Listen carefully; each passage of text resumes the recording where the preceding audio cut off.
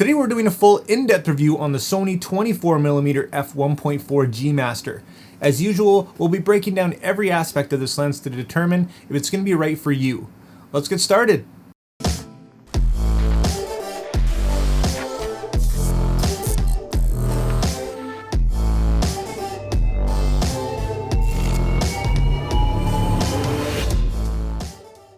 Welcome back, guys, and we're jumping into our review of our 24mm F1.4 G Master from Sony. This is what it looks like. I'm shooting on it right now, a little bit wider than I'm typically used to here in the studio, but I can get a bit closer to my camera, which is nice, and therefore I'm using a shotgun mic instead of my typical wireless microphone. So one plus there, and having said that, it's going to make a decent vlogging lens. It's wide, but it's not too wide.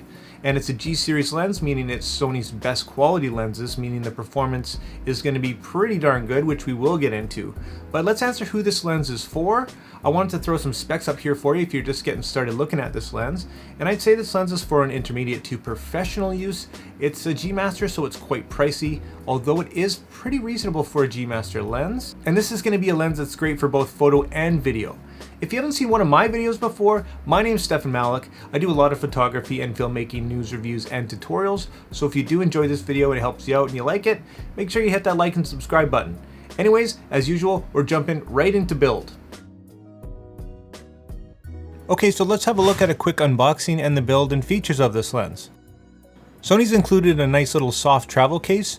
You have your standard paperwork, the lens, and a lens hood. And that's it. The build of this lens is very good and exactly what you'd expect of a G Master. What you don't expect is the size and the weight.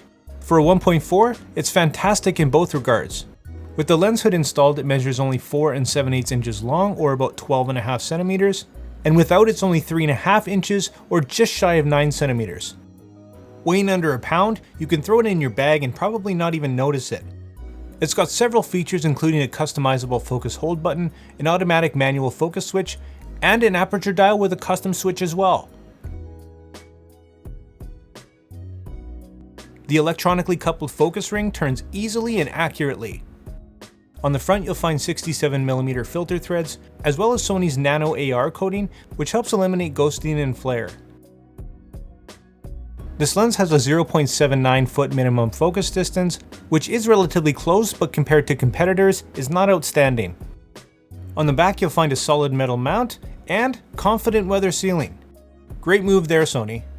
As far as build is concerned as a whole, it's well put together with some extra bells and whistles, and I give it 4.5 stars.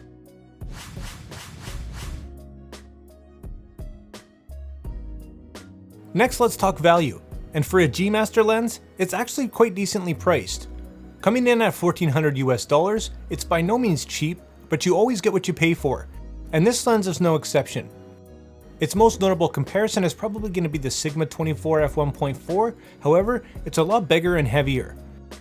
And don't discount the newer Sony 20 F1.8 either. It is significantly wider, but if you want the best, go for the G Master. I do have a review and a comparison video on this lens versus the 20mm F1.8, so if that's of interest, check that out. But as far as the G Master is concerned, I give it 4 stars for value.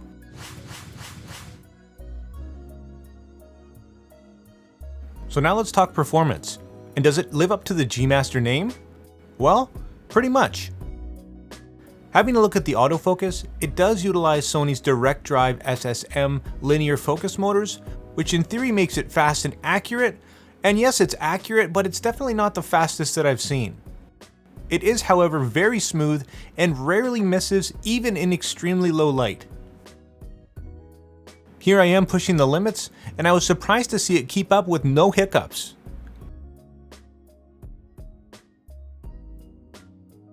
For stills, it's just as accurate and quite a bit faster.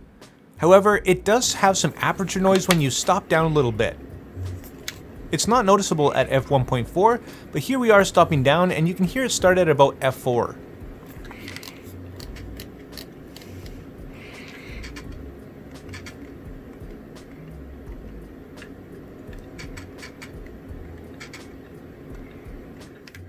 With 11 aperture blades, the bokeh is absolutely beautiful, nothing less than we'd expect of a G Master.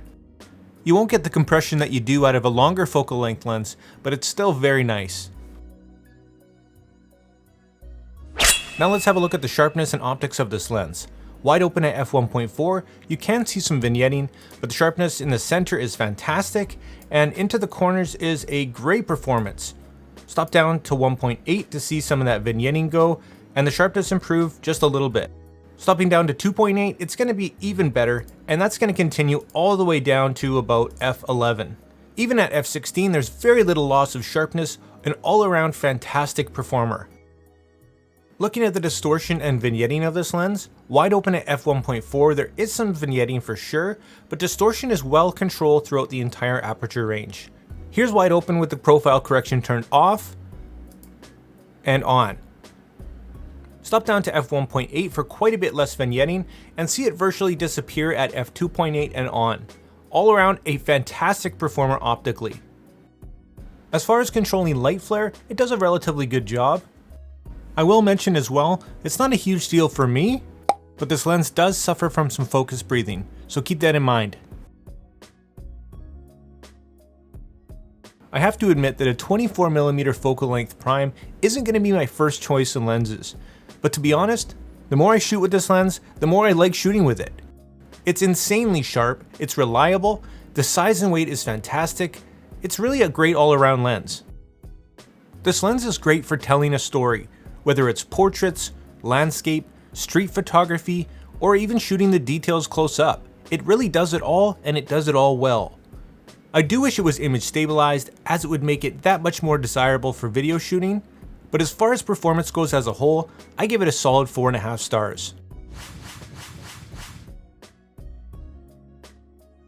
So wrapping up, this really is a solid lens in a surprisingly small package. Not much bad to say about it, and now I can finally see what all the buzz is about. As usual, here's my personal pros and cons for this lens. And rating it as a whole, it's not perfect, but nothing is. It's very good for what it is, and therefore I give it 4.5 stars. If you're a subscriber, you also know that I like to rate things on a scale from never think about again to consider to definitely buy. And if you are in the market for a fast, reliable, wide-angle prime, I'd strongly consider this one.